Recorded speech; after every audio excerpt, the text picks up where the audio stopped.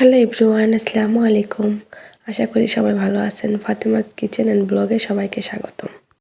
অনেকদিন পর আপনাদের হাতে ব্লগ ভিডিও শেয়ার করি। তো চলুন বেশি বক বক না করে চলে যাই রান্নার দিকে। প্রথমে আমি লাউটাকে কেটে নিয়ে সুন্দর করে ধুয়ে নিয়েছি। এখন কড়াইয়ে দিয়ে দিচ্ছি পেঁয়াজ কুচি, কাঁচামরিচ ফালি আর আস্ত জিরা। এগুলোকে একসঙ্গে ভালোভাবে হালকা করে ভেজে নিব। তারপর এটাতে মশলা অ্যাড করে দেব। ততক্ষণ আপনাদের সাথে অন্য একটা কথা শেয়ার করি। কাউকে ততটা বেশিও গুরুত্ব দিতে যাবেন না, তাহলে সে আপনাকে পাত্তাও দেবে না। তাই বলছি, গুরুত্ব বাড়িয়ে না দিয়ে দূরত্ব বাড়িয়ে দেন। আবারও ফিরে আসি রান্নার দিকে। মশলাটা কষানো হয়ে গেছে, এরপর এর মধ্যে দিয়ে দিলাম লাউ।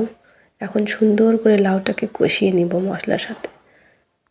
কষানো হয়ে গেছে, পানি দিয়ে এখন 20 মিনিট এটাকে রান্না করে নিব।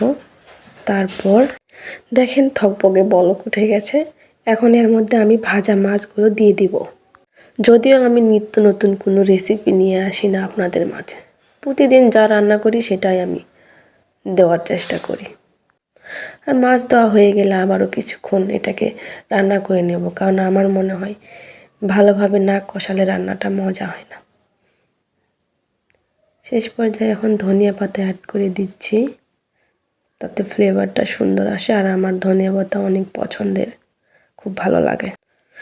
দেখেন রান্না প্রায় শেষ হয়ে গেছে। এখন চুলাটাকে বন্ধ করে দিব, দিয়ে নামিয়ে নিব। তারপর পরিবেশনের পালা। আমার ভিডিওগুলো যদি সত্যি আপনাদের ভালো লাগে থাকে, তাহলে অবশ্যই লাইক, কমেন্ট অ্যান্ড শেয়ার করে দেবেন। তো বন্ধুরা, আর কথা বাড়াবো না, ভিডিওটা আজকের মতো এখানেই শেষ করে দেব। সবাই ভালো থাকবেন আর আমার চ্যানেলটাকে সাবস্ক্রাইব করে দিবেন। ধন্যবাদ সবাইকে। আল্লাহ হাফেজ।